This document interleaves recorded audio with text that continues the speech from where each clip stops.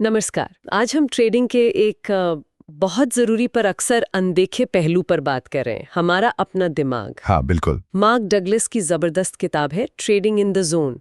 उसी के हवाले से समझेंगे कि क्यों कई बार बहुत समझदार मेहनती लोग भी बाजार में लगातार अच्छा नहीं कर पाते। सही बात है।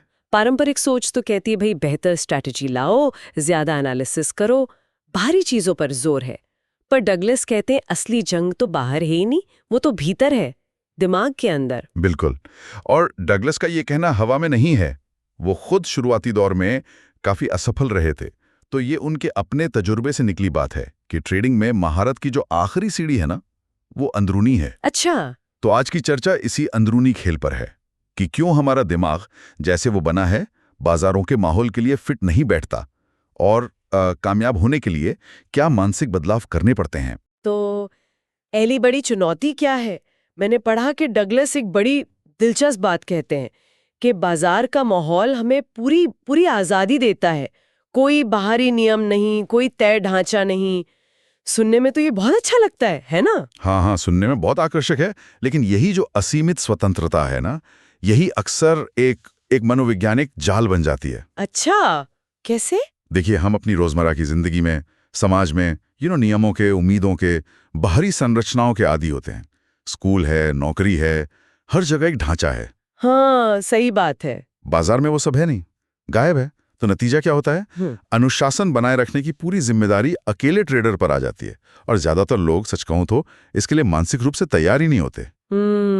तो जिस आजादी की हमें तलाश थी, अगर हम वो सेल्फ कंट्रोल डेवलप ना करें तो वही हमारे लिए मुश्किल खड़ी कर देती है। और शायद इसीलिए इसी तैयारी की कमी से वो गलतियां होती हैं जिसके बारे में पढ़ने को मिलता है कि ट्रेडिंग की लगभग 95% गलतियां वो स्ट्रैटेजी की कमी से नहीं होती। नहीं, बिल्कुल नहीं। बल्कि मनोवैज्ञानिक कारणों से होती हैं। वो 4 डर तो बहुत कॉमन है। गलत साबित होने का डर, हाँ। पैसा खोने का डर, फिर वो फोमो मतलब फियर ऑफ मिसिंग आउट कि कहीं मौका छूट ना जाए, और फिर वो मुनाफा जल्दी बुक कर लेने का डर कि कहीं वापस ना चला जाए, मतलब टेबल पे पैसा छोड़ने का डर। एकदम सही कहा। और ये डर क्या ना, अकेले अकेले काम नहीं करते, ये मिलकर एक तरह का विनाशकारी चक्रव्यूह रच देते हैं। अच्छा। एक डर की वजह से आपने गलत फैसला लिया, उससे दूसरा डर बढ़ गया और फिर अनुशासन तो गया काम से। और इसकी जड़ में क्या है?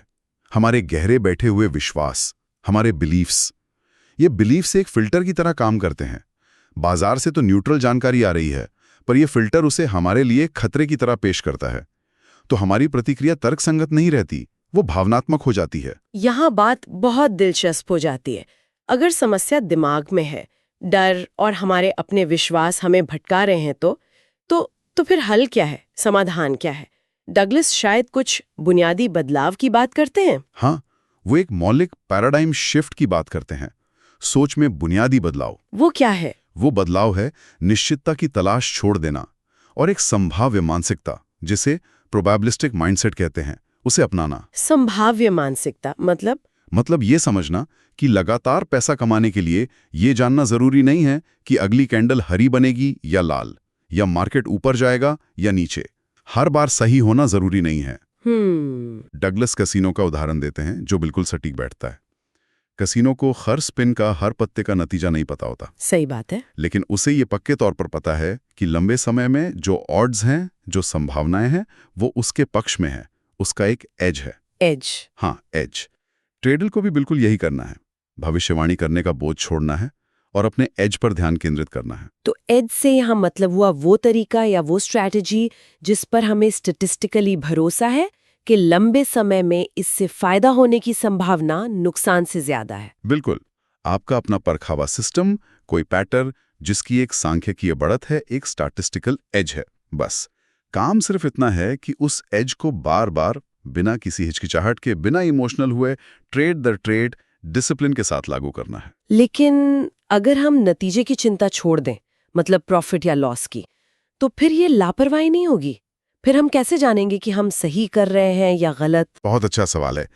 यहीं पर डगलस कहते हैं कि सफलता की परिभाषा ही बदलनी होगी। अच्छा, कैसे? उनके अनुसार सफल ट्रेड वो है जिसमें आपने अपने नियमों का, अपने प्लान का पूरी तरह पालन किया। नतीजा चाहे जो भी हो, प्रॉफिट या लॉस, वो एक सफल ट्रेड है। और असफल ट्रेड वो है जहां आपने नियमों को तोड़ा। भले ही किस्मत से उस ट्रेड में आपको फायदा हो गया हो, वो टेक्निकली एक असफल ट्रेड है। ओके, तो फोकस नतीजे से हटाकर प्रोसेस पर लाना है। एग्जैक्टली, प्रक्रिया के अनुशासित निष्पादन पर। और एक और सबसे जरूरी बात, जोखिम को पूरी तरह स्वीकार करना। जोखिम स्वीकार करना। हाँ, और सिर्फ बौद्धिक स्तर पर नहीं कि हाँ ठीक है ट्रेडिंग में रिस्क तो होता है, नहीं, भावनात्मक स्तर पर भी, एकदम अंदर तक। नुकसान की संभावना को बिजनेस की एक लागत मानना है। जैसे दुकान का किराया होता है, उसे व्यक्तिगत हार नहीं मानना। जब आप नुकसान की संभावना से सच में सहज हो जाते हैं ना, तभी डर का असर कम होता है, वो आपको पंगु नहीं बना पाता।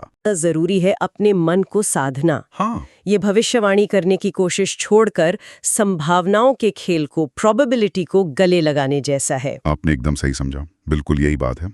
ये एक सफर है अपने अंदर के डर और जो पूर्वाग्रह हैं, बायसेस हैं, उनका सामना करने का सफर। जोखिम को सच्चे मन से स्वीकार करने का और बाहरी नतीजों के बजाय अपनी आंतरिक प्रक्रिया पर, अपने अनुशासन पर ध्यान केंद्रित करने का। यही मार्क डगलस का केंद्रीय संदेश है कि आपकी ट्रेडिंग की समस्याओं का हल बाजार की चालों में नहीं है, बल्कि अपने दिमाग पर नियंत्रण पाने में है। बिल्कुल। जब ये अंदरूनी मनोवैज्ञानिक संघर्ष खत्म होता है ना, तभी वो लगातार मुनाफा कमाने वाली मानसिकता उभर कर आती है। और ये पूरी चर्चा एक सवाल जरूर छोड़ जाती है मन में, क्या जिंदगी के दूसरे अनिश्चित और चैलेंजिंग क्षेत्रों में भी, चाहे वो करियर हो, रिश्ते हों या कोई भी बड़ा लक्ष्य, क्या वहां भी सफलता के लिए इसी तरह की अंदरूनी महारत, जोखिम को स्वीकार करने की क्षमता और एक संभाव्य सोच की जरूरत होती है? यकीनन सोचने वाली बात है।